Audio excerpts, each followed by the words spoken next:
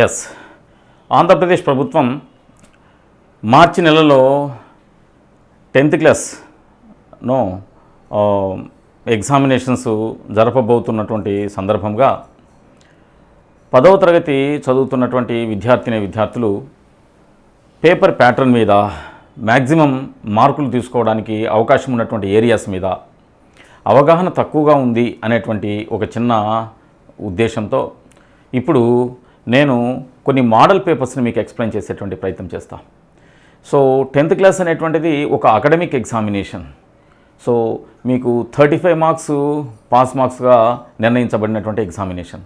అయితే చాలామంది గవర్నమెంట్ స్కూల్స్లో ఉన్నటువంటి విద్యార్థులు కూడా ఎగ్జామినేషన్లో పాస్ మార్కులు తీసుకోవడానికి సరైనటువంటి స్ట్రాటజీని అప్లై చేయకపోవడం వల్ల, మరియు అన్ని సబ్జెక్టులలో ఆల్మోస్ట్ 100 తీసుకోవడానికి ఉన్నటువంటి స్ట్రాటజీస్ని రికగ్నైజ్ చేయకపోవడం వల్ల అటు గిఫ్టెడ్ చిల్డ్రన్ ఇటు స్లో లెర్నర్స్ ఇద్దరు కూడా ఇబ్బంది పడుతున్నారు.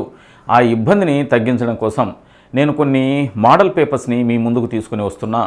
2026 మార్చిలో జరగబోయేటువంటి ఈ పబ్లిక్ ఎగ్జామినేషన్స్లో ఈ మోడల్ పేపర్స్ని మీరు నేను చెప్పినటువంటి విధానంలో తరోగా ప్రిపేర్ అయినట్లయితే రేపటి ఎగ్జామినేషన్ హాల్లో మీకు ఓవరాల్గా ఆ పేపర్ మీద అప్పర్ హ్యాండ్ రావడానికి అవకాశం ఉంది. తప్పనిసరిగా మినిమం గ్యారంటీతో కొన్ని మార్కులు తీసుకోవడానికి కూడా అవకాశం ఉంది. అయితే నేను ఇక్కడ ఎంచుకున్నటువంటి 2 సబ్జెక్టులు, ఒకటి ఇంగ్లీషు, రెండవది సోషల్ స్టడీస్. దానినే సోషల్ సైన్స్ అని అంటున్నారు. సో ఈ సోషల్ సైన్సు ఇంగ్లీష్ మీడియము మీద సరైనటువంటి అవగాహన లేకపోవడం వల్ల తెలుగు మీడియం రాసేటువంటి విద్యార్థులు ఉన్నటువంటి సమయంలో సోషల్ స్టడీస్ పెద్ద కష్టమైనటువంటి సబ్జెక్ట్ ఏం కాదు. అయితే ఎప్పుడైతే ఇంగ్లీష్ వర్షన్లో మనకి పేపర్ని ఇవ్వడం మొదలుపెట్టినాడో, అంటే ఇంగ్లీష్ మీడియం వచ్చేసిందో, అప్పుడు it seems somewhat difficult if you make comparison with other subjects. So social studies is a vast subject. So it consists history, polity, economy, geography, several areas have been asked in the examination hall. If you have an idea over the paper pattern, ఎలా ఉంటుంది ఏంటి అనేటువంటి దాని మీద మీకు పట్టుంది అంటే, so తప్పనిసరిగా రేపటి ఎగ్జామినేషన్లో చాలా ఫీజబుల్గా సో మీకు యాక్సెస్ ఉంటుంది అనేటువంటి ఉద్దేశంతో నేను మోడల్ పేపర్స్ని తీసుకుంటున్నా. సో మొట్టమొదట సోషల్ సైన్స్కు సంబంధించినటువంటి మోడల్ పేపర్ నేను తీసుకుంటా, సోషల్ సైన్స్. సో వాస్తవంగా ఇది ఎన్ని మార్కులకి మీకు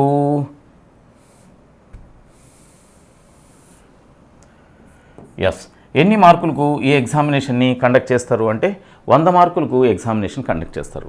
ఈ 100 మార్కుల క్వశ్చన్ పేపర్ని మీరు హ్యాండిల్ చేయడానికి సో ఎంత టైం ఇస్తారు అంటే సో 3 hours 15 minutes టైం ఇస్తారు. 3 గంటల 15 నిమిషాలు టైం ఇస్తారు. సో ఫస్ట్ సెకండ్ అంటే 1-2 మోడల్ పేపర్స్కి నేను బైలింగ్వల్ యూస్ చేస్తా, both English and Telugu versions 2 use చేస్తా. అయితే లేటర్ ఆన్ ఇంగ్లీష్ మీడియం వాళ్ళు సఫర్ కాకుండా సో పేపర్ని ఎక్స్పీరియన్స్ చేయాలనేటువంటి ఉద్దేశంతో నేను ఇంగ్లీష్ అట్మాస్ఫియర్లోనే క్లాస్ని మీకు టీచ్ చేసేటువంటి లేదా మోడల్ పేపర్ని ఎక్స్ప్లెయిన్ చేసేటువంటి ఒక చిన్న ప్రయత్నం చేస్తా. సో ఎక్స్ప్లెనేషన్ అనేటువంటిది ఎంత అద్భుతంగా ఉంటుంది, ఎక్స్ప్లెనేషన్ వల్ల ఉపయోగం ఏంటి. సో చాలామంది సీరియస్ స్టూడెంట్స్ ఏం చేస్తారంటే, సీరియస్ లర్నర్స్ ఏం చేస్తారు అంటే, సో అకాడమిక్ ఎగ్జామినేషన్స్కి పెద్దగా కష్టపడకుండానే more than 90 మార్క్స్ తెచ్చుకునేటువంటి ప్రయత్నం చేస్తారు. వాళ్ళు అప్లై చేసేటువంటి ట్రిక్ ఏంటి అంటే, జస్ట్ ఒక 5 మోడల్ పేపర్లు చూసుకున్నారు అంటే ఆ మోడల్ పేపర్లే రేపటి ఎగ్జామినేషన్లో 70% కవర్ చేసేటువంటి అవకాశం ఉంది. సో అట్లా సెలెక్టివ్గా కొన్ని మోడల్ పేపర్స్ని నేను మీకు సబ్మిట్ చేసేటువంటి ప్రయత్నం చేస్తా with the support of full explanation. So my explanations will help you a lot in order to score more than 90 marks in the current subject. So ఇక్కడ సోషల్ సైన్స్ అనేటువంటి ఈ సబ్జెక్టు నేను తీసుకుంటున్నా. ఇది 100 మార్క్స్కి ఉంటుంది. సో 3 గంటల 15 నిమిషాలు 3 hours 15 minutes is allocated in order to complete the examination. అయితే ఇందులో 15 minutes అనేటువంటిది this time is extended only to experience the total question paper. So almost మీకు 33 ప్రశ్నలు ఉంటాయి. సో 33 ప్రశ్నలు ఇవి 4 సెక్షన్లలో ఉంటాయి. సో 4 సెక్షన్స్లో సో 33 క్వశ్చన్స్ ఉంటాయన్నమాట. ఈ 33 క్వశ్చన్లు 4 సెక్షన్లలో ఉండేటువంటి మొత్తం క్వశ్చన్ పేపర్ని అంతా మీరు కూలంకుషంగా ఒకసారి చదివి అర్థం చేసుకోవడానికి ఒక 15 నిమిషాలు టైం ఇచ్చినారు. ఓకేనా. బ్లూ ప్రింట్ ప్రకారం నాలెడ్జ్కి సంబంధించి ఎన్ని ఉన్నాయి, అంటే ఫ్యాక్ట్ ఓరియంటెడ్ ఇన్ఫర్మేషన్ని చెక్ చేసేటువంటి క్వశ్చన్స్ ఎన్ని ఉన్నాయి, అవగాహనకు సంబంధించి ఎన్ని ఉన్నాయి, అప్లై చేయాల్సినటువంటి క్వశ్చన్స్ ఎన్ని ఉన్నాయి, మ్యాప్ స్కిల్స్ని చెక్ చేయడానికి ఉండేటువంటి క్వశ్చన్స్ ఎన్ని ఉన్నాయి అనేటువంటిది బ్లూ ప్రింట్లో పేపర్ సెట్టర్ నీట్గా అంచనా వేసే మనకి ఈ టైంని కేటాయించినాడు. కాబట్టి ప్రతి ఒక్కరూ కూడా ఈ టైంని so with average speed, with mediocre speed, you can complete the examination effectively. So ఖచ్చితంగా ఎగ్జామినేషన్ ఈ టైంలో మీరు బ్రహ్మాండంగా రాయగలుగుతారు. సో ఇక్కడ గమనించాల్సిన విషయం ఏంటంటే, సో ఆ ఎక్స్టెండెడ్ 15 minutes టైం ఏదైతే ఉందో క్వశ్చన్ పేపర్ మీద మీకు పట్టును సాధింప చేయడానికి 15 నిమిషాలు టైం ఇచ్చినారు. సాధారణంగా ఏదైనా ఎగ్జామినేషన్ని రాసేటప్పుడు పేపర్ మీద అవగాహన లేకుండా కనపడుతూనే మొదటి ప్రశ్న ఒకవేళ మనకు ఆన్సర్ తెలిసినటువంటి ప్రశ్నే ఉండొచ్చు కాక, అయినప్పటికీ కూడా మిగిలినటువంటి క్వశ్చన్స్ మీద అవగాహన లేకుండా రాయడము అనేటువంటిది ఎగ్జామినేషన్లో సరైనటువంటి పద్ధతి కాదు.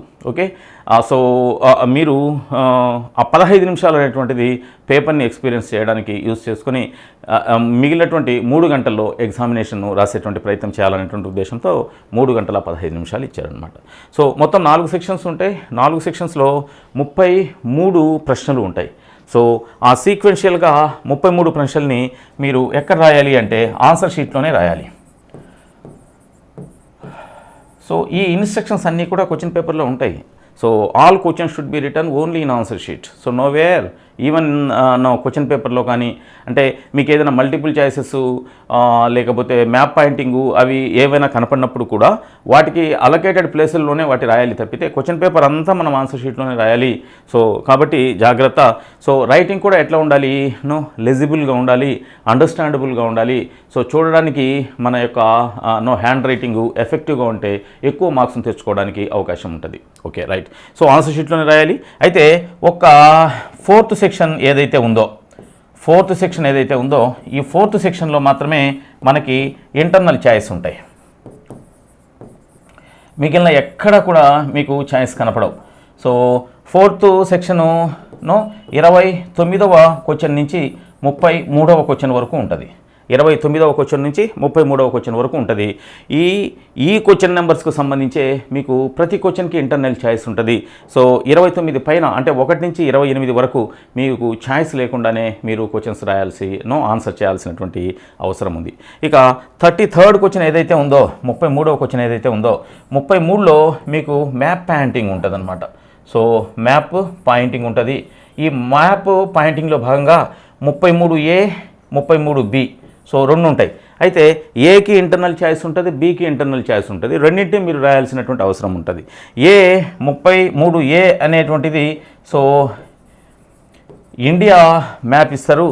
ఇండియాకు సంబంధించినటువంటి సిటీస్ కానీ, ఇండియాకు సంబంధించినటువంటి స్టేట్స్ కానీ, సో ఇండియాకు సంబంధించి ఇండస్ట్రియల్ ప్లేసెస్ కానీ, సో ఓవరాల్గా ఇండియా అవుట్లైన్ మ్యాప్ మీద మీరు వీటిని గుర్తించాల్సి ఉంటుంది. ఇక 33B ఏదైతే ఉందో ఇది వరల్డ్ మ్యాప్కు సంబంధించినటువంటి విషయం అన్నమాట. సో ప్రపంచంలో ఉండేటువంటి సో రకరకాల ఖండాల్లో ఉండేటువంటి రకరకాల దేశాలను లేదా వాటి ముఖ్య పట్టణాలను సో లేదా ఏదైనా ఒక సముద్రాన్ని ఏదైనా అంటే జియోగ్రఫికల్ సోర్సెస్ కావచ్చు, లేకపోతే ఇంపార్టెంట్ సిటీస్ కావచ్చు, ఈవెన్ కంట్రీస్ను కూడా అడగడానికి దీంట్లో అవకాశం ఉంది. అంటే 33A అనేటువంటిది భారతదేశానికి సంబంధించింది, 33B అనేటువంటిది ప్రపంచానికి సంబంధించింది. సో ఇక్కడ ఈ మ్యాప్ పాయింటింగ్లో కూడా మీకు ఛాయిస్ ఉంటుంది. సో ఇండియా మ్యాప్ పాయింటింగ్ ఇచ్చినప్పుడు 4 భారతదేశంలో ఉండేటువంటి సిటీస్ ఇస్తాడు. సో వాటినైనా చేయొచ్చు, వాటికి మళ్ళీ ఛాయిస్ ఉంటుంది. So almost 8 cities of India will be given with the question number 33A. Among those 8 questions you have to answer only 4. So either upper 4 or lower 4. So పైన ఉండేటువంటి 4 కానీ కింద ఉండేటువంటి 4 కానీ మీరు ఆన్సర్ చేయవచ్చు. As far as 33 question number is concerned, it is completely dependent upon world map and countries of world. So geographical resources like mountains, oceans, seas, rivers, canals, etc. So even gulfs also. So all those geographical resources, so even countries and their capitals, they have to be written in 33B. So this is the outline understanding of your question paper. So almost 33 questions can be accommodated in 4 sections. So in 4th section you will get internal choice. From 29 to 33, all these 5 questions will have internal choice. So 33A, 33B, these two A, B, 2 questions have to be written, have to be pointed in the supplied map. So 33A refers Indian cities, 33B refers to the total countries of world. So this is the total structure of your question paper. So just getting an idea over this question paper is mandatory. So that's why, so for the sake of 100 marks, you have to write the examination in 3 hours, but the time will be extended 15 minutes. 15 minutes is for to understand the question paper, to comprehend the question paper. After getting an idea over the total paper setup, you have to begin your writing process. So your writing process for 100 marks in 3 hours. Actually, the question paper consists of 4 sections. So 4 sections, under 4 sections, almost 33 questions will be covered. So nowhere you find no choice except 4th section. In 4th section, from question number 29 to 33, you have internal choice. So there you can be relaxed in order to write the answers. So 33A, 33B, it is completely for checking of your map pointing skills. 33A represents our Indian outline map, and 33B represents world outline. So 33A, Indian cities or Indian states, certain important areas of India will be asked in 33A. So as far as 33B is concerned, it is completely verification of important places, geographical resources, countries, continents, so of the world, so వరల్డ్కి సంబంధించింది. ఇది ఓవరాల్గా question paper. So ఒక్కసారి ఒక model పేపర్ని నేను మీకు explain చేసేటువంటి ప్రయత్నం చేస్తా. ఆ మోడల్ పేపర్ని ఎక్స్ప్లెయిన్ చేసిన తర్వాత సో మీరు అటువంటి మోడల్ పేపర్స్ ఒక 4-5 మోడల్ పేపర్స్ నా ఎక్స్ప్లెనేషన్ని మీరు క్లియర్గా విన్నట్లయితే సో ఓవరాల్గా సబ్జెక్ట్ మీద పట్టు రావడానికి ఛాన్స్ ఉంటుంది. Okay, so this is the first model paper of social science. So here I already explained that. So how much time will be given to write the examination? So 3 hours 15 minutes. So for the sake of in order to get 100 marks. Okay, so 15 minutes is completely allocated. So to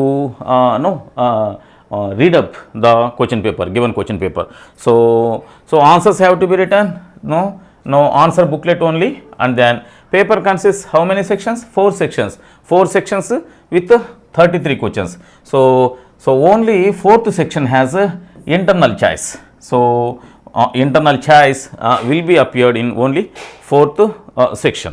Okay, ఇప్పుడు section 1లో మీకు 12 మార్క్స్కు సంబంధించినటువంటి questions ఉంటాయి. So ఒక్కొక్క క్వశ్చన్కి 1 mark ఉంటుంది. So మొదటి ప్రశ్న చూస్తున్నాను నేను. Which type of soil is ideal for growing cotton?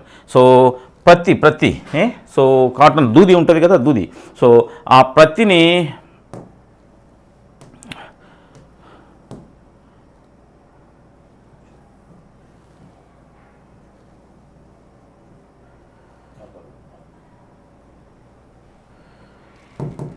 So ప్రత్తిని పండించడానికి మనకు ఏ రకమైనటువంటి నేల అనువైనది అంటున్నారు. Okay, so which type of soil is ideal for growing cotton కదా. సో చూడండి ఇక్కడ సో కాటన్ని పండించడానికి మనకు ఏ సాయిలు అనువైనది అంటే so the answer is black soil. So black soil is suitable soil in order to grow cotton. So ఎందుకు black సాయిల్ని, ఎందుకు ఆ నల్లరేగడి నేలల్ని మనం కాటన్ని గ్రో చేయడానికి మనం ప్రిఫర్ చేయాలి అంటే సో నెంబర్ 1, వీటికి తడిని పట్టుకునేటువంటి అవకాశం ఉంది. It has the ability of carrying moisture. So moisture ఏదైతే, హ్యూమిడిటీ ఏదైతే ఉంటుందో వాతావరణంలో, ఆ మాయిశ్చర్ తడిని చాలా రోజుల పాటు పట్టుకోవడానికి అవకాశం ఉంటుంది. కాబట్టి so this is the first thing. So moisture will be carried with the support of black soil. And the second one is so in black soil, so it is very rich to have lime and potash. Lime and potash are very much required for the growth of cotton plant. cotton plant will be grown immensely if the soil has no lime and potash. So lime potash సాయిల్లో ఎక్కువగా ఉన్నాయి అంటే మరియు ఆ సాయిల్లో moisture పట్టేటువంటి అవకాశం ఉంది అంటే so తప్పనిసరిగా సో కాటన్కి అది సరైనటువంటి సాయిల్ అవుతుంది. చూడండి ఒక్కసారి నేను క్వశ్చన్కి ఆన్సర్ చెప్తున్నా. Which type of soil is ideal for growing cotton? To grow cotton or for growing cotton, black soil is suitable soil or ideal soil, because black soil carry moisture and it is very rich in terms of lime and potash. So this is the correct answer. If you write like this, you will get 1 mark. So నల్లరేగడి నేలలు అనేటువంటివి పత్తిని పండించడానికి అనువైనటువంటి నేలలు. So వీటిలో తడిని నిల్వ ఉంచుకునేటువంటి సామర్థ్యం మరియు సున్నపురాళ్ళు పొటాష్ను వాటికి సంబంధించినటువంటి ఆ మినరల్స్ ఇందులో చాలా ఎక్కువగా ఉంటాయి కాబట్టి ఇది ప్రతి పంటగా పెరగడానికి బాగా అనుకూలమైనటువంటిది. ఓకేనా, no problem. So I use bilingual in order to get connect with the concept. Okay, next. So find the odd one out. ఇక్కడ 4 ఆప్షన్స్ ఇచ్చినాడు. ఈ 4 ఆప్షన్స్లో ఒకటి పూర్తి తేడాగా ఉంది, దానిని కనుక్కోమంటున్నాడు అనమాట.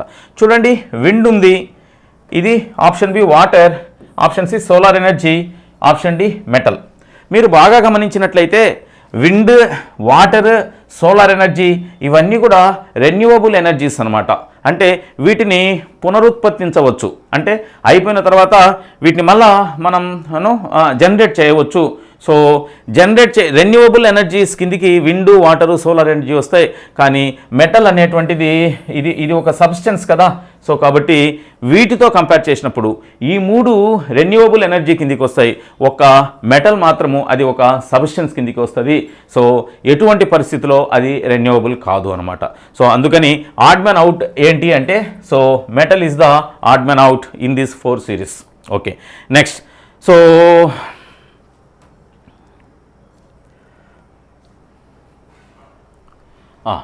So which industry uses bauxite as a raw material? Which industry uses bauxite as a raw material? చూడండి, ఇక్కడ బాక్సైట్ ఉంది కదా. బాక్సైట్ దేన్ని తయారు చేయడానికి ఉపయోగపడుతుంది అంటే అల్యూమినియం తయారు చేయడానికి ఉపయోగపడుతుంది. సో అల్యూమినియం తయారు చేయడానికి ఉపయోగించేటువంటి రా మెటీరియల్ ఏమంటాము అంటే బాక్సైట్ అని అంటాం.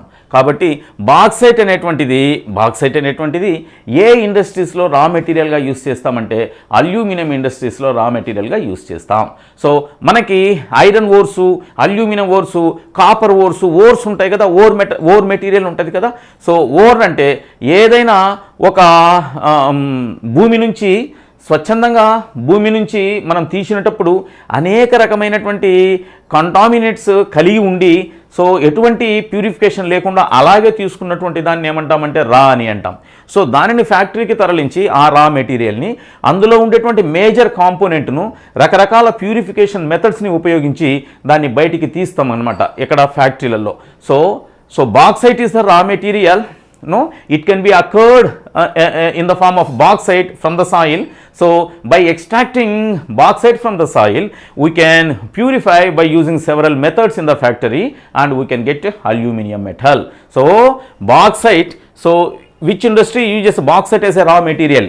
Aluminum industries uses bauxite as a raw material. So this is the answer. So ఇది దీనికి సరైనటువంటి సమాధానం.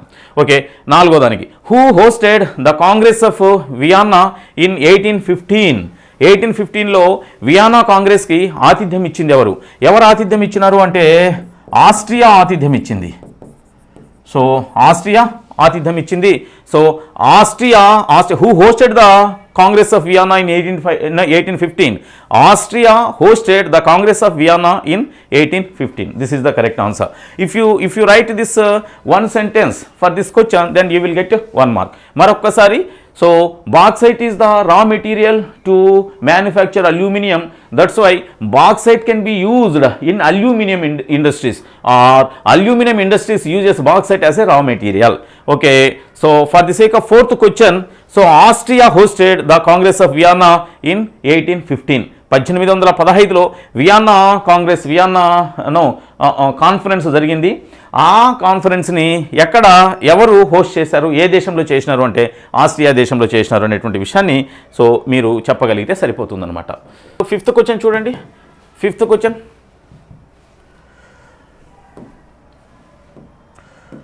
Fifth question. So expand IMF అనేది ఒక అబ్రివియేషన్. సో దీనిని ఎక్స్పాండెడ్ ఫామ్ ఏంటి? So international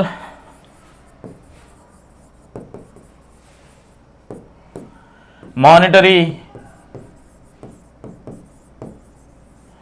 fund. Yes, IMF యొక్క expanded form International Monetary Fund. So ఇది స్థిరంగా ఉంచుకున్నటువంటి కొంత amount. No, it is a deposited money with UNO, United Nations organisation.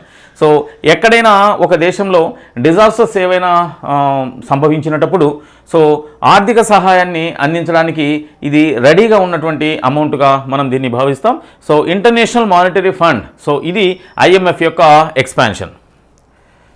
Yes, next question. So sixth క్వశ్చన్కి answer చూడండి. So దక్షిణ అమెరికాలో ఒక పట్టణం ఉంది, దాని పేరే El Dorado is a city in దక్షిణ అమెరికా. సో ఇది దేనికి ప్రసిద్ధి అంటే గోల్డ్కు ప్రసిద్ధి. ఓకే, బంగారానికి ప్రసిద్ధి. So it is famous city for renowned for gold mines. So గోల్డ్కు ఇది బంగారానికి ప్రసిద్ధి అనేటువంటి విషయాన్ని గుర్తుపెట్టుకోండి. దక్షిణ అమెరికాలోని సో ఎల్ డొరాల్డో అనేటువంటి ఈ సిటీ గోల్డ్కి ప్రసిద్ధి, ఫేమస్ ఫర్ గోల్డ్ అనేటువంటి విషయాన్ని మీరు చెప్పగలిగితే సో ఈ విషయానికి సంబంధించి మీకు మార్కు వస్తుంది. ఓకే, సో ఇక్కడ ఒక మ్యాచింగ్ ఇచ్చారు. సో ఆ మ్యాచింగ్లో మిస్ మ్యాచ్డ్ పెయిర్ని కనుక్కోమని చెప్తున్నారు. చూడండి, టాటా మోటార్స్ అనేటువంటిది ఆటోమొబైల్ రంగానికి సంబంధించినటువంటిది. సో టాటా మోటార్స్ అనేటువంటిది ఆటోమొబైల్స్. ఇప్పుడు టాటా సుమో అనేటువంటి వెహికల్ కనపడుతుంటుంది కదా, సో ఇండికా అనేటువంటి ఒక వెహికల్ కనపడుతుంటుంది కదా. సో ఇవన్నీ కూడా సో ఏ మోటార్ కంపెనీ నుంచి ప్రొడ్యూస్ చేయబడినటువంటి వెహికల్స్ అవన్నీ అంటే సో టాటా మోటార్స్ నుంచి. అంటే సో టాటాలు Tata group, Tata family so motor ఫీల్డ్లో కూడా ఉన్నారు, ఆటోమొబైల్స్ని తయారు చేస్తున్నారు. సో టాటా మోటార్స్ నుంచి వచ్చినటువంటిది ఆటోమొబైల్. ఓకే, ర్యాన్ బ్యాక్సీ అనేటువంటిది ఇది ఒక ఫార్మా కంపెనీ. అంటే సో మనకి డ్రగ్స్ని తయారు చేసేటువంటి ఒక కంపెనీ ఇది. సో ఈ ఫార్మా కంపెనీ అయితే ఇక్కడ ఏమన్నారు, ఐటీ అని అన్నారనమాట. సో ఐటీ, ఇన్ఫర్మేషన్ టెక్నాలజీ కదా ఐటీ అంటే. సో ర్యాన్ బ్యాక్సీ అనేది యాక్చువల్గా ఫార్మా డ్రగ్స్ని తయారు చేసేటువంటి కంపెనీ. ఇది ఎటువంటి పరిస్థితుల్లో ఇన్ఫర్మేషన్ టెక్నాలజీకి సంబంధం లేదు. సో కాబట్టి ఇది మిస్ మ్యాచ్ పేరే. మీరు జాగ్రత్తగా గమనించాల్సినటువంటి విషయం ఏంటి అంటే ఓవరాల్గా మ్యాచింగ్లో ఆన్సర్ దొరికినప్పటికీ కూడా రిమైనింగ్ని ఒకసారి చెక్ చేసుకున్న తర్వాతనే మీరు ఫైనలైజ్ చేస్తే ఎటువంటి పరిస్థితుల్లో మీ ఎక్స్పెక్టెడ్ స్కోరు మీకు రావడానికి అవకాశం ఉంటుంది. ఇక యాజ్ యూజువల్ ఏషియన్ పెయింట్స్ ఇది ఏమి ప్రొడ్యూస్ చేస్తుంది అంటే పెయింట్స్ని ప్రొడ్యూస్ చేస్తుంది. టాటా మోటార్స్ ఆటోమొబైల్స్ని ప్రొడ్యూస్ చేస్తాయి అండ్ ఏషియన్ పెయింట్స్ని ప్రొడ్యూస్ చేస్తుంది. సో కాబట్టి ఈ రెండు మ్యాచ్డ్ పెయిర్. కానీ మిస్ మ్యాచ్డ్ పెయిర్ ఏంటి అంటే ఫార్మా కంపెనీ అయినటువంటి ర్యాన్ బ్యాక్సీని సో ఇన్ఫర్మేషన్ టెక్నాలజీతో ముడిపెట్టడం అనేటువంటిది తప్పు. ఒకవేళ ర్యాన్ బ్యాక్సీ అనేటువంటిది ఫార్మాస్యూటికల్ కంపెనీ అని ఒకవేళ పెట్టి ఉంటే అప్పుడు ఇది కూడా సరైనటువంటి మ్యాచ్ అయ్యి ఉండేది. కాబట్టి ఈ ప్రశ్నకు సమాధానం the mismatched pair in the given 3 pairs is Ranbaxy with IT. Ranbaxy is pharma company. It produces drugs and pharma products. So it no way connected with the information technology.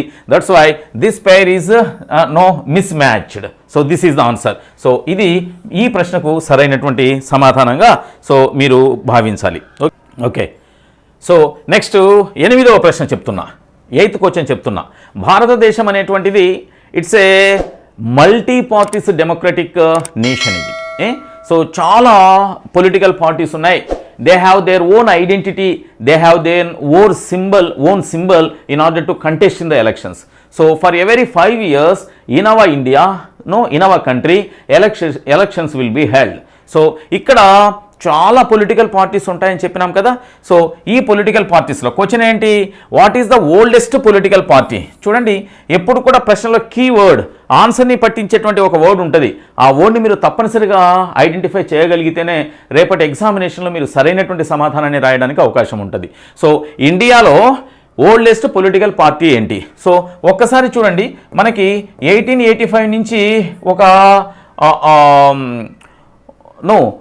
ఇండిపెండెన్స్లో భాగంగా British వారిని మన దేశం నుంచి బయటికి పంపించడానికి ఒక conference, ఒక సమూహము, మన యొక్క ఫ్రీడమ్ ఫైటర్స్ అంతా కూడా ఒక సమూహంగా ఏర్పడి దానికి ఒక పేరు పెట్టుకున్నారనమాట.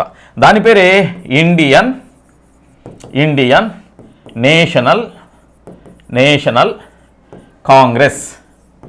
Indian National Congress. సో ఇది దాని పేరు. సో దీనిని ఏమంటున్నామంటే ఐఎన్సి అంటున్నాం అనమాట. సో ఈ ఇండియన్ నేషనల్ కాంగ్రెస్ 1885లోనే బ్రిటిషీలకు వ్యతిరేకంగా ఏర్పడినటువంటి ఒక ఫ్రీడమ్ ఫైటర్స్ యొక్క కాంగ్రెస్ లేదా సో కాన్ఫరెన్స్ గ్రూప్ అనమాట ఇది. అయితే later on after getting independence in 1947, so 1947లో మనకి ఇండిపెండెన్స్ వచ్చిన తర్వాత సో బ్రిటిష్ వాళ్ళకు వ్యతిరేకంగా పోరాడడానికి ఏర్పడినటువంటి ఇండియన్ నేషనల్ కాంగ్రెసే ఆ తర్వాత ఒక పొలిటికల్ పార్టీగా మారిపోయింది. సో సేమ్ అదే పేరుతో ఇండియన్ నేషనల్ కాంగ్రెస్ అనేటువంటి పొలిటికల్ పార్టీ ఏర్పడింది. సో దీనికంటే ముందు ఏ పొలిటికల్ పార్టీ 1947 ఎలక్షన్స్లో కంటెస్ట్ చేయలే. సో ఈ పార్టీ నుంచి పోటీ చేసే మనకు మొట్టమొదటి ప్రధానమంత్రి జవహర్లాల్ నెహ్రూ వచ్చాడు. సో మొదటి ప్రధానమంత్రి జవహర్లాల్ నెహ్రూ ఏ పార్టీ తరపున పోటీ చేసినాడు అంటే ఇండియన్ నేషనల్ కాంగ్రెస్ పార్టీ తరపునే పోటీ చేశాడు. దీనికంటే పాత పార్టీ లేదు. సో కాబట్టి so what is the oldest political party in India అంటే INC, Indian National Congress is the oldest political party in India అని చెప్పాలి. అయితే 1970స్లో సో ఈ ఇండియన్ నేషనల్ కాంగ్రెస్ అనేటువంటిది ఇందులో నుంచి ఇందిరాగాంధీ బయటికి పోయి దానిని కాంగ్రెస్ ఐ అని పేరుతో దాన్ని ఏర్పరచుకున్నది. సో కాంగ్రెస్ ఐ అంటే ఇందిరా ఇక్కడ. సో కాంగ్రెస్ ఐ అనేటువంటి పొలిటికల్ పార్టీ ఫామ్ అయింది. దానికి ప్రెసిడెంట్గా ఎవరు ఉన్నారంటే మన ఇందిరాగాంధీ ఉన్నారు. సో మనకి first Jawaharlal Nehru prime minister ఉంటాడు. ఆ తర్వాత లాల్ బహదూర్ శాస్త్రి 1966 వరకు ఆయన ప్రైమ్ మినిస్టర్గా ఉంటాడు. 1966 నుంచి మనకు ఇందిరాగాంధీ ప్రైమ్ మినిస్టర్గా 1977 వరకు ఉంటుందన్నమాట.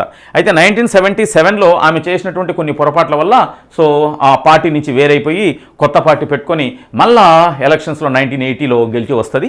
సో అదంతా కూడా పొలిటికల్ హిస్టరీ. అయితే నేనేమంటున్నాను అంటే which is the oldest political party in our country అని అన్నప్పుడు INC, Indian National Congress is the oldest political party. And so ఈ చిన్న ఇన్ఫర్మేషన్ కూడా తెలిస్తే మీరు మర్చిపోకుండా గుర్తుపెట్టుకుంటారనే ఉద్దేశంతో నేను దీన్ని చెప్పాను. అది సో 8th క్వశ్చన్కు సంబంధించినటువంటి answer. Yes. So who presides over the meetings of municipal corporation? So మనకి లోకల్ గవర్నమెంట్ ఉంది కదా, లోకల్ గవర్నమెంట్ ఉంది. ఈ లోకల్ గవర్నమెంట్లో అర్బన్ ఏరియాస్లో రూరల్ ఏరియాస్లో అయితే మండల పరిషత్ ఉంటుంది. అదే అర్బన్ ఏరియాస్లోకి వచ్చేసరికి ఈ మండల పరిషత్లో ఉండేటువంటి సభ్యులంతా కలిసి జిల్లా పరిషత్లోనూ వాళ్ళ యొక్క రిప్రజెంటేటివ్స్ని పంపించేటువంటి ప్రయత్నం చేస్తారు. సో ఇది ఎక్కడ? ఇది రూరల్ ఏరియాస్లో. అదే అర్బన్ ఏరియాస్కి వచ్చినాము అంటే అర్బన్ ఏరియాస్లో మనకి 2 ఆర్గనైజేషన్స్ కనపడతాయి. ఒకటి మున్సిపాలిటీ, సో రెండోది కార్పొరేషన్. ఈ మున్సిపాలిటీ మరియు కార్పొరేషన్ అనేటువంటి 2 విభాగాలు అర్బన్ ఏరియాస్లో సో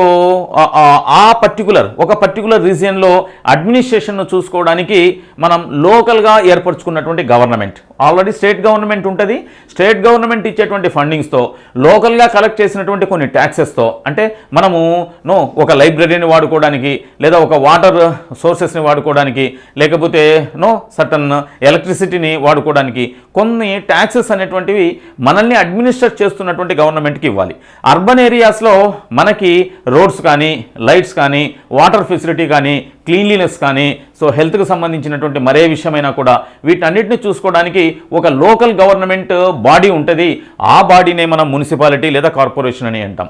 మున్సిపాలిటీ, కార్పొరేషన్ ఈ 2 విభాగాలు ఎంత జనాభాకి ఎంత పాపులేషన్కి అవి అడ్మినిస్టర్ చేస్తున్నాయి అనే విషయాన్ని బట్టి రెండింటిని క్లాసిఫై చేస్తారు.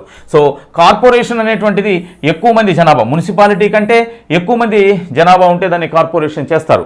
సో మున్సిపాలిటీ దీనికి మున్సిపల్ చైర్మన్ అనేటువంటి వాళ్ళు అధ్యక్షత వహిస్తారు. అదే కార్పొరేషన్కి పొలిటికల్గా అంటే మనకి పొలిటికల్ హెడ్. సో ఆల్రెడీ కార్పొరేషన్లో కమిషనర్ ఉంటాడు. కమిషనర్ అనేటువంటి ఒక ఆఫీసర్ ఆంధ్రప్రదేశ్ గవర్నమెంట్ చేత రిక్రూట్ చేయబడి ఉంటాడు. అయితే పొలిటికల్ పార్టీస్ నుంచి వచ్చినటువంటి ఒక వ్యక్తి సో అతని మీద అజమాయిషీగా ఉంటాడనమాట. కార్పొరేషన్కి ఏవైనా మీటింగ్స్ జరిగినప్పుడు, సమావేశాలు జరిగినప్పుడు ఎవరు అధ్యక్షత వహిస్తారు అంటే మేయర్ అధ్యక్షత వహిస్తారనమాట. అదే మున్సిపాలిటీలో భాగంగా ఏవైనా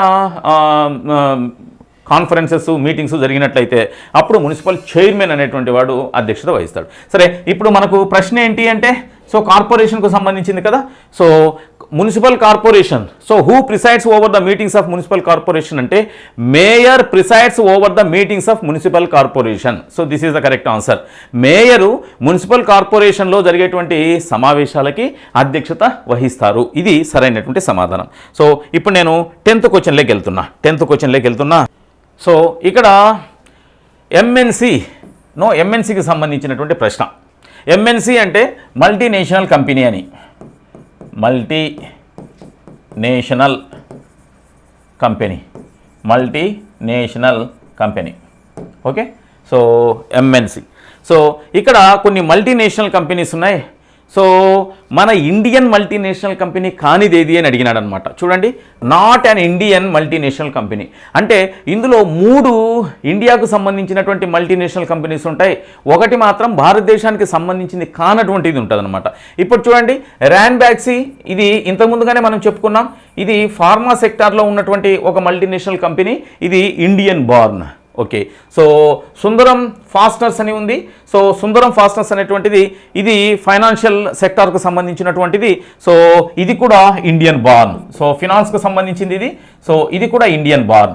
సో ఇన్ఫోసిస్ ఉంది. ఇన్ఫోసిస్ అనేటువంటిది ఐటీ సెక్టార్కు సంబంధించినటువంటిది, ఇన్ఫర్మేషన్ టెక్నాలజీకి సంబంధించినటువంటిది. ఇది కూడా ఇండియన్ బార్న్. సో ఇన్ఫోసిస్, సుందరం ఫాస్టనర్స్, ర్యాన్బాక్సీ ఇవన్నీ కూడా భారతదేశానికి సంబంధించినటువంటి మల్టీనేషనల్ కంపెనీస్. ఒక్క యాపిల్ మాత్రం భారతదేశానికి సంబంధించింది కాదు. ఇది యుఎస్ బేస్డ్ మల్టీనేషనల్ కంపెనీ. ఇది యునైటెడ్ స్టేట్స్కు సంబంధించినటువంటి మల్టీనేషనల్ కంపెనీ. సో ఈ క్రింది వాటిలో ఇండియన్ మల్టీనేషనల్ కంపెనీ కానిదేది అని అన్నాడు కదా. Apple is not Indian MNC అని మీరు చెప్పగలిగినట్లయితే, అంటే ఇక్కడ మల్టిపుల్ చాయిసెస్ కాబట్టి ఏ ఈజ్ ద కరెక్ట్ ఆన్సర్గా మీరు భావించాలి. సో ఇక్కడ 2 ఫెడరేషన్స్ ఇచ్చినారు. So federation. సో ఫెడరేషన్ అంటే కాంబినేషన్ ఆఫ్ మెనీ అని అర్థం. అంటే కొన్ని చిన్న చిన్న వాటివి కలిసి ఒక పెద్దది ఏర్పడ్డాం. ఫెడరేషన్నే మనం సో తెలుగులో ఏమంటామంటే సమాఖ్య అని అంటాం. ఈ ఫెడరలిజం ఇవన్నీ కూడా అమెరికన్ కాన్స్టిట్యూషన్ నుంచి సో మనం అడాప్ట్ చేసుకున్నటువంటి కొన్ని అంశాలు అన్నమాట. సరే, ఆ విషయాలు మళ్ళీ నేను మీకు చెప్పేటువంటి ప్రయత్నం చేస్తా. ఇక్కడ so coming together federations, holding together federations అంటే ఇండివిజువల్గా చూడండి, మన భారతదేశం దగ్గరికి వస్తాం. సో ఇది మన ఇండియా అనుకుందాం. సో ఈ భారతదేశంలో చాలా స్టేట్స్ ఉన్నాయి కదా, చాలా రాష్ట్రాలు ఉన్నాయి కదా. ఈ స్టేట్స్ అన్నీ కూడా సో వీటికి సింగిల్ కాన్స్టిట్యూషన్ ఉంటుంది. అంటే ఒకే రాజ్యాంగం ఉంటుంది, single constitution. Okay. And then స్టేట్స్కి సింగిల్ ఫ్లాగ్ కానీ లేదా సింగిల్ రూల్ ప్రొసీజర్ కానీ ఉంటుంది అనమాట. సో భారతదేశంలో ఉండేటువంటి రాష్ట్రాలకి. అదే అమెరికాకు సంబంధించినటువంటి సో ఇది నార్త్ అమెరికా అనుకుందాం. సో ఇది సౌత్ అమెరికా అనుకుందాం. సో అమెరికాకు సంబంధించి పర్టికులర్గా United States of America USA మనకు నార్త్ అమెరికాలో ఉంటుంది. సో యుఎస్ఏ, కెనడా ఇవన్నీ కూడా నార్త్ అమెరికాలో ఉంటాయి. నార్త్ అమెరికాలోనూ యుఎస్ఏ అనేటువంటి ఈ దేశంలో భాగంగా యుఎస్ఏ కూడా దీని పేరులోనే ఉంది, United States of America. Several states combine together in order to form a federation. So that's why it is called United States of America. The most important between USA and India. The similarity is both are federations, but in USA, no, it is the combination of many states, but those states have individual decision making ability. సొంతంగా నిర్ణయాలు తీసుకోవచ్చు. అమెరికాలో కలిసి ఉన్నటువంటి దాదాపు 51 states ఏవైతే ఉన్నాయో ఆ 51 స్టేట్స్ ఆ స్టేట్స్ యొక్క అభివృద్ధి కోసం ఇండివిజువల్గా నిర్ణయాలు తీసుకోవచ్చు. కానీ అవి అన్నీ కూడా ఒక అండర్స్టాండింగ్తో కలిసి ఉంటాయి. కానీ విడివిడిగానే వాటి యొక్క లావాదేవీలన్నీ జరుపుకోవచ్చు. వీటిని అడ్మినిస్టర్ చేసేటువంటి ఒక లీడర్ ఉంటాడు. ఆ లీడర్ కూడా ఏదో ఒక స్టేట్ నుంచి వచ్చి ఉంటాడు అనమాట. ప్రస్తుతం డొనాల్డ్ ట్రంప్ ప్రెసిడెంట్గా ఉన్నాడు కదా, అక్కడ ఉండేటువంటి స్టేట్స్ వాటికి విడివిడిగా రాజ్యాంగాలు ఉంటాయి, కాన్స్టిట్యూషన్స్ ఉంటాయి, విడివిడిగా ఈవెన్ డెసిజన్ మేకింగ్ కూడా అవి విడివిడిగా తీసుకుంటాయి అన్నమాట. విడివిడిగా బడ్జెట్ని కూడా అవి ప్రవేశపెడతాయి. ఆ విధంగా విడివిడిగా ఉన్నటువంటి రాష్ట్రాలన్నీ ఒక దగ్గరకు వచ్చి ఫెడరేషన్ ఏర్పడితే దాన్ని యుఎస్ఏ అని అంటాం. అదే రాష్ట్రాలన్నీ కంబైన్డ్గా ఒకే దేశంలో ఉండేటువంటి అంతర్భాగాలుగా India too has several states, but these states combine together in order to show the unity, in order to show the integrity. No state in India will make individual decision by overlooking the supremacy of the union here. It is a union of states. India is a union of states. So that's why holding together అన్ని కలిసే ఉండాలి అన్నప్పుడు so ఇక్కడ India is the answer. అలా కాకుండా states ఇండివిజువల్గా ఉంటూ so ఒక గ్రూప్గా ఉంటాయి, కలిసేం ఉండవు, ఒక గ్రూప్గా ఉంటాయి. సో అలా ఉంటే గిన యుఎస్ఏ. సో యుఎస్ఏ అనేది కమింగ్ టుగెదర్ ఫెడరేషన్స్. మరి హోల్డింగ్ టుగెదర్ ఫెడరేషన్స్ ఏంటి అని అంటే you have to go with India అనేటువంటిది దానికి సరైనటువంటి సమాధానం అవుతుంది. ఏ కంట్రీ ఏ కాంటినెంట్లో ఉంది, టోటల్గా వరల్డ్లో ఏ కంట్రీ ఏ కాంటినెంట్లో ఉంది, వాటి యొక్క ఎగ్జిస్టెన్సెస్ని మీకు తెలుసా తెలియదా అని చెక్ చేయడానికి ఈ ప్రశ్న అడిగినారనమాట. Rewrite the countries from west to east. ఒక్కసారి మ్యాప్ డైరెక్షన్స్ చూసినట్లయితే సో ఈ రైట్ సైడ్ ఉండేటువంటిది ఏమవుతుంది అంటే ఈస్ట్ అవుతుంది. సో ఇదేమవుతుంది వెస్ట్, పైన ఉండేది ఏమవుతుంది నార్త్, అండ్ దెన్ కింద ఉండేది ఏమవుతుంది సౌత్. ఇవి కదా మ్యాప్ డైరెక్షన్స్ ఇవి. అయితే ఓవరాల్గా వీటి యొక్క ఎగ్జిస్టెన్స్ మనం చూసినట్లయితే సో ఏమేం కంట్రీస్ అన్నాడు, Japan, Mexico, France, China. So ఇవి 4 కంట్రీస్ ఇచ్చాడనమాట. These are the 4 countries and these 4 countries existed in various continents. రకరకాల కాంటినెంట్స్లో ఉంటాయి. సో ఒక్కసారి చూడండి. సో ఇది ఓవరాల్గా సో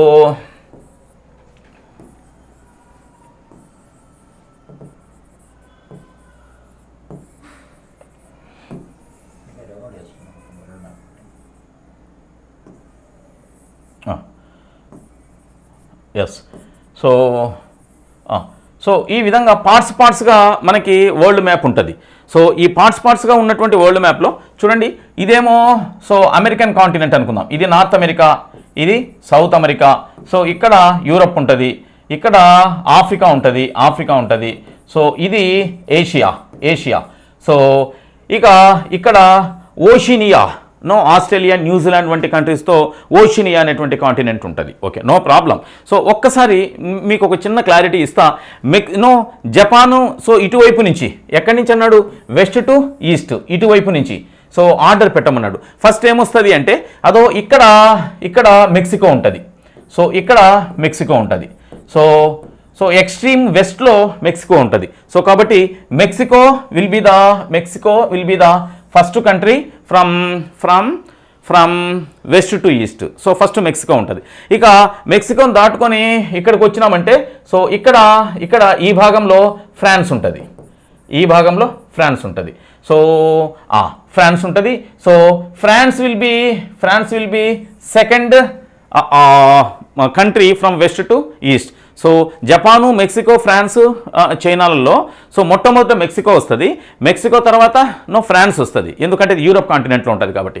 నెక్స్ట్ ఏంటి? చైనా. ఇదో ఏషియన్ కాంటినెంట్లో అతిపెద్ద భూభాగాన్ని కలిగినటువంటిదే కదా చైనా. సో ఇది చైనా. సో ఈడ చైనా ఉంటుంది. సో చైనా థర్డ్ ప్లేస్లోకి వచ్చేస్తుంది. అండ్ దెన్ ఇదో ఇక్కడ పసిఫిక్ ఓషన్ ఉంటుంది. పసిఫిక్ ఓషన్, ఈ పసిఫిక్ ఓషన్లో ఒక చిన్న వామ్ లాగా, ఒక చిన్న పురుగులాగా ఉండేటువంటి ఒక కాంబినేషన్ ఆఫ్ ఐలాండ్స్ ఉంటుంది. సో దీనిని ఏమంటామంటే జపాన్ అని అంటాం. ఒక్కసారి చూడండి, ఇది ఈస్ట్, ఇది వెస్ట్ కదా. సో వెస్ట్ నుంచి ఈస్ట్కి అడిగినాడు కదా, వెస్ట్ నుంచి ఈస్ట్కి అడిగినాడు. సో ఫస్ట్ మెక్సికో వస్తుంది, ఆ తర్వాత ఫ్రాన్స్ వస్తుంది, ఆ తర్వాత చైనా వస్తుంది, ఆ తర్వాత జపాన్ వస్తుంది. సో ఇది సరైనటువంటి క్రమం. ఒక్కసారి నేను మీకు మరికొంత డీటెయిల్గా చెప్పేటువంటి ప్రయత్నం చేస్తా.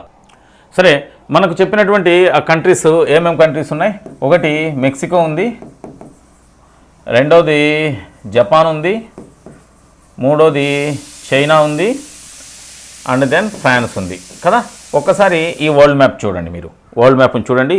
అదో యునైటెడ్ స్టేట్స్ ఆఫ్ అమెరికా ఉంది కదా, United States of America.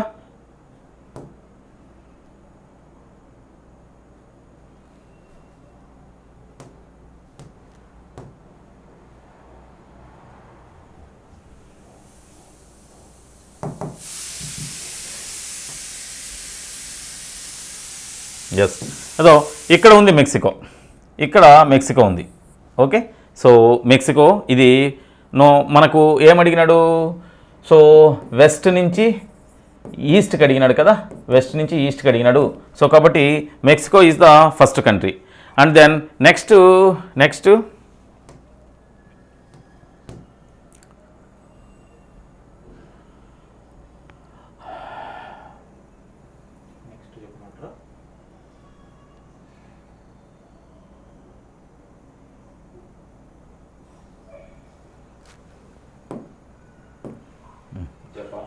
So ఇక్కడ ఇదో ఈ యునైటెడ్ కింగ్డమ్ ఉంది కదా, యునైటెడ్ కింగ్డమ్ ఇదో ఇక్కడ ఉంది ఫ్రాన్స్.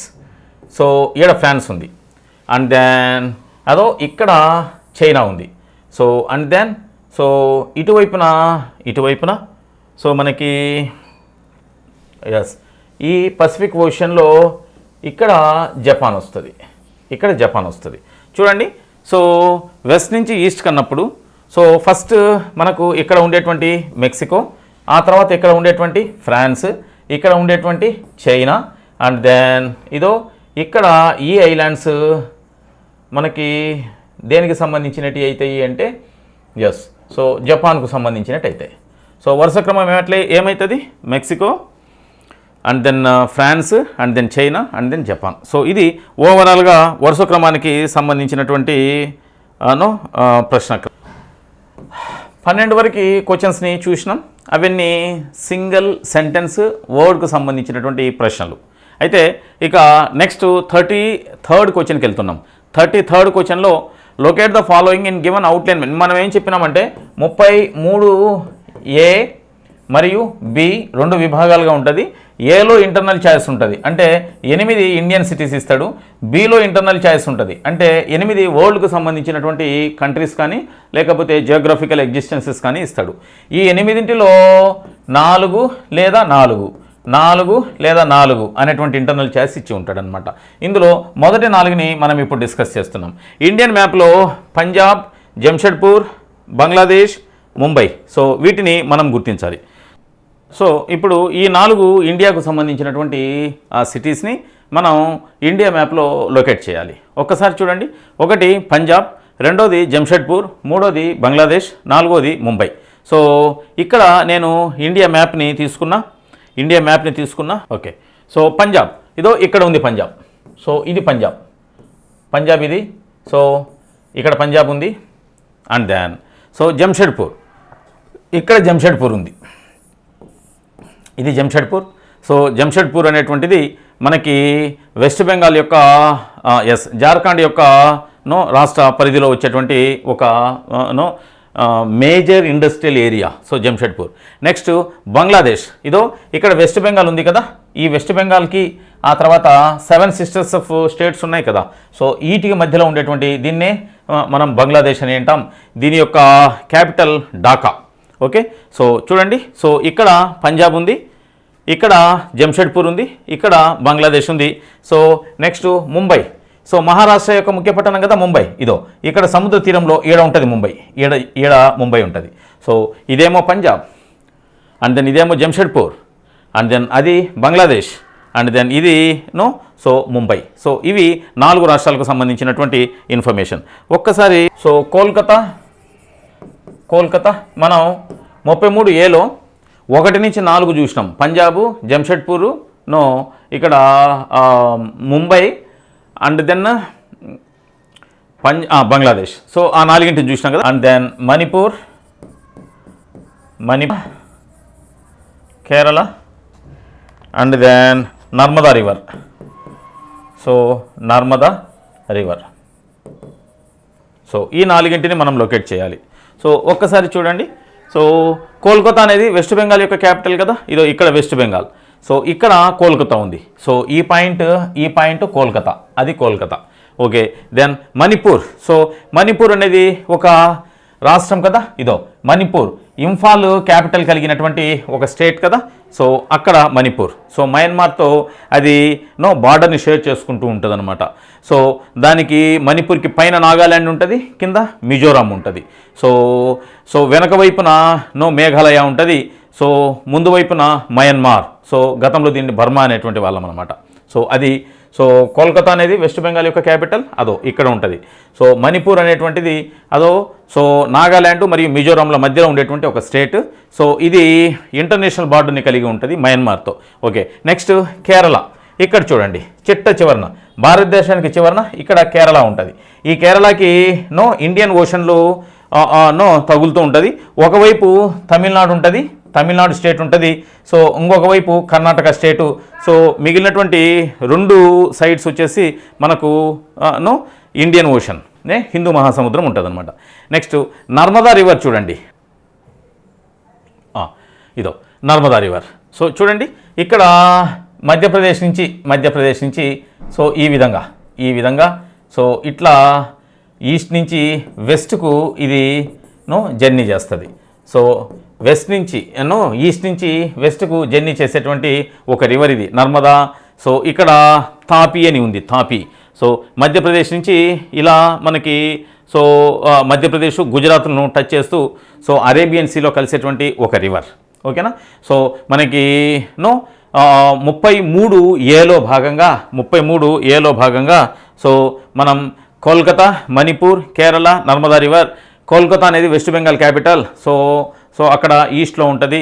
మణిపూర్ అనేది ఆ కోల్కతాకి అవతల పైన నాగాల్యాండ్, కింద సో మిజోరాం కలిగి మధ్యలో మణిపూర్ ఉంటుంది. ఇది మయన్మార్తో ఒక ఇంటర్నేషనల్ బార్డర్ని షేర్ చేసుకుంటుంది. కేరళ అనేటువంటిది సో ఇక్కడ చివరన ఇండియన్ ఓషన్ 2 వైపులా కలిగి సో ఒకవైపున అంటే ఈస్ట్ వైపున తమిళనాడు ఉంటుంది. సో నార్త్ సైడ్ కర్ణాటకతో బార్డర్ చేసుకునేటువంటి స్టేట్ కేరళ. ఇక నర్మదా రివర్ అనేటువంటిది మనం ఇంత ముందుగా డిస్కస్ చేసినాం. అదో మధ్యప్రదేశ్ నుంచి అంటే సో తూర్పు నుంచి పశ్చిమానికి ప్రవహించి అరేబియన్ సీలో కలిసేటువంటి ఒక రివర్ నర్మదా రివర్ అనేటువంటి విషయాన్ని సో మీరు తెలుసుకోవాలి. ఇప్పుడు మనం వరల్డ్ మ్యాప్లో భాగంగా these are the 4 countries of several continents in the world were given, and you will be asked in tomorrow's examination to point them in world map. Okay, నేను చూడండి ఇది ఇంటర్నల్ చాయిస్, పై 4 అయినా పెట్టవచ్చు, కింది 4 అయినా పెట్టవచ్చు. సో ఒక్కసారి నేను వీటిని చూస్తా. చూడండి లండన్ ఎక్కడ ఉంది అంటే ఫస్ట్ మనకేం కావాలి, లండన్ కావాలి కదా. సో లండన్ అనేటువంటిది బ్రిటన్ యొక్క క్యాపిటల్ కదా. సో ఇక్కడ చూడండి అంటే ఏ ఖండంలో ఉంటుంది, ఏ కాంటినెంట్లో ఉంటుంది, అది యూరోప్ కాంటినెంట్లో ఉంటుంది కదా. ఇదో ఇక్కడ యూకే ఉంది, యునైటెడ్ కింగ్డమ్, దానినే మనం గ్రేట్ బ్రిటన్ అని అంటాం. యునైటెడ్ కింగ్డమ్కి ఇటువైపున అంటే వెస్ట్ సైడ్న ఐర్లాండ్ ఉంటుంది. సో ఈ ఐర్లాండ్, స్కాట్లాండ్, ఇంగ్లాండ్, వేల్స్ వీటినన్నిటిని కలిపి మనం యూకే లేదా గ్రేట్ బ్రిటన్ అని అంటాం. సో దీని యొక్క క్యాపిటలే బ్రిటన్. సో బ్రిటన్ ఇక్కడ బ్రిటన్ ఉండడానికి ఛాన్స్ ఉంది. Britain in the sense London ఉండడానికి ఛాన్స్ ఉంది. సో యూకే యొక్క క్యాపిటల్ అయినటువంటి లండన్, సో యూకేలో ఇక్కడ ఉండడానికి ఛాన్స్ ఉంది. ఇది లండన్ని మనం ఐడెంటిఫై చేసేది ఇదో. సో ఇది మనకు వరల్డ్ మ్యాప్ యొక్క అవుట్లైన్. సో ఇక్కడ ఇది మనం ఇంతవరకు అనుకున్నటువంటి యూకే. సో ఇది యూకే. సో ఇది ఐర్లాండ్ అని చెప్పుకున్నాం. యూకేలో ఇక్కడ ఉండేదే లండన్. సో దాన్ని మనం గుర్తించాలి. ఓకేనా. సో ఇది ఈ కింద ఉండేటువంటిది ఆఫ్రికన్ కాంటినెంట్, పైన ఉండేటువంటిది యూరోపియన్ కాంటినెంట్. ఈ యూరోపియన్ కాంటినెంట్లో ఈ చిట్ట చివర ఒక చిన్న కొమ్మలాగా ఉండేటువంటిదే UK, England. So next second one Italy. ఇది నార్త్ అమెరికా, ఇది సౌత్ అమెరికా. సో ఇక్కడ ఇదంతా కూడా ఈ ఈ ఈ ల్యాండ్ అంతా కూడా యూరోప్ కాంటినెంట్కు సంబంధించినటువంటిది. Spain, France, Germany, Poland, Ukraine ఇవన్నీ కూడా దీంట్లోకి వస్తాయి. సో ఇక్కడ మెడిటేరియన్ సీ ఉంటుంది. ఈ సీ కింది పక్క ఉండేటువంటిది ఆఫ్రికన్ కాంటినెంట్. సో మనకు ఇటలీ అనేటువంటిది యూరోప్ కాంటినెంట్లో ఉంటుంది కదా. సో ఈ పార్ట్లో ఇది ఇటలీ. ఓకే. సో మనం ఒక్కసారి యూకే లండన్ని గుర్తించినాం కదా. ఇదో సో ఇక్కడ ఈ పార్ట్, ఈ సెకండ్ నెంబర్ ఉంది కదా, ఈ సెకండ్ నెంబర్ ఏమవుతుంది అంటే ఇటలీ అవుతుంది. Okay. So next China. Asia ఖండంలో భాగంగా ఇండియాకి ఈ సైడ్ అంటే ఇది నార్త్ ఈస్టర్న్గా ఇండియాకి ఎల్లో కలర్లో ఒక కంట్రీ ఉంది కదా, ఇది చైనా. ఇదో నేను ఇక్కడ థర్డ్ నెంబర్ వేసా, ఇది చైనా అవుట్లైన్లో భాగంగా. Next south Africa. So south Africa ఇదో. సో ఇది ఆఫ్రికన్ కాంటినెంట్ కదా. ఆఫ్రికన్ కాంటినెంట్లో చిట్ట చివర ఇక్కడ ఈ ఎల్లో కలర్లో ఉండేటువంటిదే సౌత్ ఆఫ్రికా. ప్రిటోరియా దీని యొక్క క్యాపిటల్. సో ఈ సౌత్ ఆఫ్రికాని అడిగినాడు కదా. ఇదో ఇక్కడ చూడండి 4వ నెంబర్ వేసా. సో ఇది సౌత్ ఆఫ్రికా. ఓకే. సో ఇక్కడేమో లండన్ ఉంటుంది. సో ఇక్కడేమో ఇటలీ ఉంటుంది. అండ్ దెన్ ఇక్కడేమో చైనా ఉంటుంది. And then this one is so south Africa. So అది 33Aలో భాగంగా Bలో భాగంగా సో ఫస్ట్ రో. సో దీంట్లో ఇంటర్నల్ చాయిస్ అలా ఉంటుంది కదా, సిసిలీ. సో సిసిలీ అనేటువంటిది సో మనం ఇంత ముందుగా ఇక్కడ ఇటలీ చూసుకున్నాం కదా. ఇటలీకి ఆనుకొని ఉండేటువంటి ఈ చిన్న ఐలాండ్ని ఏమంటామంటే ఒక పక్క ల్యాండ్ ఫార్మేషన్ ఉంటుంది, 3 పక్కల వాటర్ ఉంటుంది అనమాట. సో దానిని ఏమంటామంటే సిసిలీ అని అంటాం. ఇదో ఇక్కడ ఇటలీ ఉంది కదా, ఇటలీ. సో ఇక్కడ ఉండేటువంటి ఈ ట్రయాంగులర్ షేప్లో ఉండేటువంటి దాన్ని మనం సిసిలీ అంటాం. ఇటలీకి కింది పక్క ఉంటుంది. నెక్స్ట్ రెడ్ సీ చూడండి, red sea. So red sea number 6 ఇదో ఇక్కడ ఉంటుంది, ఇది రెడ్ సీ. ఒక్కసారి ఇక్కడ ఆఫ్రికన్ కాంటినెంట్ని మరియు ఏషియన్ కాంటినెంట్ని రెండింటిని డివైడ్ చేస్తూ ఇక్కడ బ్లూ కలర్లో ఉండేటువంటి ఆ వాటర్ బాడీని ఏమంటాము అంటే రెడ్ సీ అని అంటాం. ఇది ఇటు సౌదీ అరేబియా, ఇటు Egypt, Eritrea, Sudan, Egypt, Eritrea, Sudan. So అటువైపు వచ్చేసి ఇజ్రాయిలు, సౌదీ అరేబియా, యెమెన్ లాంటి మధ్యలో ఉండేటువంటి సీని ఏమంటామంటే రెడ్ సీ అని అంటాం. సో ఒక్కసారి ఈ రెడ్ సీ యొక్క ఎగ్జిస్టెన్స్ చూడండి. ఇదో ఇక్కడ ఉంటుంది red sea. So next 7th United States of America. So యుఎస్ఏని మనం ఈజీగా ఐడెంటిఫై చేస్తాం. నార్త్ అమెరికాలో ఉండేటువంటి కెనడా తర్వాత 2వ పెద్ద దేశం, second biggest country in north American continent. So దాని కింద ఆల్రెడీ మెక్సికోని మనం ఇంతకుముందు పాయింట్ చేసి ఉన్నాం. So United States of America. So ఈ యుఎస్ అనేటువంటిది కమింగ్ టుగెదర్ స్టేట్స్ ఫెడరేషన్ అని మనం ఇంతకుముందుగా చెప్పుకొని ఉన్నాం. ఓకే, అది దానికి సంబంధించింది. ఇక శ్రీలంక అనేటువంటిది ఏషియన్ కాంటినెంట్లో ఇదో ఇక్కడ చూడండి, ఇక్కడ శ్రీలంక ఉంది. శ్రీలంక భారతదేశానికి కింద ఒక చిన్న ట్రయాంగులర్ షేప్ ఉండేటువంటి దాన్ని మనం శ్రీలంక అని అంటాం. ఇక్కడ ఇండియాకు ఆ కింద ఉండేటువంటి దాన్ని ఏమంటాం శ్రీలంక అని అంటాం. సో ఓవరాల్గా మ్యాప్ పాయింటింగ్ని మీరు మ్యాప్ను చూసినప్పుడే మీకు క్లారిటీ వస్తుంది. సో ఇక్కడ ఏముంది అంటే ఒక్కసారి నేను టోటల్గా ఆ కాంటినెంట్స్ అన్నింటినీ ఐడెంటిఫై చేసేటువంటి ప్రయత్నం చేస్తా. సో ఎస్, సో ఇక్కడ ఉండేటువంటి దాన్ని ఏమంటున్నామంటే సో లండన్ అంటున్నాం, లండన్. సో లండన్ని ఐడెంటిఫై చేసిన. నెక్స్ట్ ఇటలీ, ఇదో ఇక్కడ సెకండ్ నెంబర్ ఈ ప్రాంతం ఉందే, ఈ ప్రాంతం. సో ఇది ఇటలీ అవుతుంది. నెక్స్ట్ చైనా, అదో. సో ఏషియన్ కాంటినెంట్లో సో ఇది చైనా, ఇది చైనా. సో ఇదంతా రష్యా. ఇది మనకు మ్యాప్ పాయింటింగ్లు ఇవ్వలే కాబట్టి మీరు కన్ఫ్యూజ్ కాకూడదనే ఉద్దేశంతో ఇచ్చినటువంటి వంటిని మాత్రమే రాస్తున్నాం. ఇది మన ఇండియా. సో ఇండియాకి నార్త్ ఈస్ట్ డైరెక్షన్లో ఉండేటువంటి సో ఆ కంట్రీని ఏమంటామంటే చైనా అని అంటాం. ఇక సౌత్ ఆఫ్రికా అంటే ఇది ఆఫ్రికన్ కాంటినెంట్లో ఉంది కదా. North America, south America, Europe, Africa, Asia and ఇక్కడ ఓషినియా వస్తుంది అనమాట. Okay, right. ఇక్కడ ఇది ఆఫ్రికన్ కాంటినెంట్ కదా. ఆఫ్రికా కాంటినెంట్లో చిట్ట చివర ఈడ ఉండేటువంటి దాన్నే మనం ఏమంటామంటే సౌత్ ఆఫ్రికా అని అంటాం. ఇది south Africa. So then so Sicily ఇదో ఇటలీ కింద ఇక్కడ ఉండేటువంటి దాన్నే మనం ఏమంటామంటే సిసిలీ అని అంటాం. సో సిసిలీ ఇక్కడ ఉంటుంది. ఇక రెడ్ సీ అనేటువంటిది ఇది సౌదీ అరేబియా. సో ఇక్కడ ఈజిప్ట్ ఉంటుంది. సో ఇక్కడ యమన్ ఉంటుంది, ఇక్కడ ఇజ్రాయిల్ ఉంటుంది. సో వీటి మధ్యలో అంటే ఆఫ్రికా కాంటినెంట్కి మరియు ఏషియన్ కాంటినెంట్కి మధ్యలో ఉండేటువంటి దీనిని ఏమంటున్నామంటే మనం రెడ్ సీ అంటున్నాం. Okay, then USA, United States of America. So ఇక్కడ ఇది వరకు పైకి నార్త్ అమెరికా, సో కింద ఉండేటువంటిది ఆల్మోస్ట్ సౌత్ అమెరికా కదా. సో ఇక్కడ ఉండేటువంటి దీనిని ఏమంటున్నామంటే USA, United States of America అంటున్నాం. సో ఇది మెక్సికో, ఆల్రెడీ మనం డిస్కస్ చేసి ఉన్నాం. నెక్స్ట్ శ్రీలంక. సో ఇది ఏషియన్ కాంటినెంట్లో ఇండియా కింద ఒక చిన్న ట్రయాంగులర్ షేప్లో ఉంది. సో ఇది శ్రీలంక. సో ఈ విధంగా మీరు పేపర్ మీద పూర్తి పట్టును తెచ్చుకునేటువంటి ప్రయత్నం చేయండి. సో మనం మోడల్ పేపర్ని ఎక్స్ప్లెయిన్ చేసేటువంటి ప్రతి సందర్భంలో కూడా so this is the first class this is the first paper explanation that's why I used bilingual. In the coming days, I explain the most important model papers which were set by me, and they will be explained completely in English medium, because so in several schools English medium students have been taking pain in order to get clarity over this social science. So that's why in coming days I use only English language, and often whenever you feel difficulty in order to get connect with that particular term in mother tongue, then I use a term of mother tongue, and then in remaining areas I go with only English language. So first to 12 questions, so these are the very important in order to get a maximum score. And then 33rd question is also very important. So remaining questions are connected to the subject knowledge of yours. So that's why so those can be written, but if you want to get a top score, you must make or you must write correct answers from first to 12th questions and 33rd question. So here you may get maximum marks. Okay, so that's why so this is the explanation of social science paper model paper 1 today. Okay, tomorrow I shall come before you with the support of one more model paper, so which is very near to the paper setter's expectation.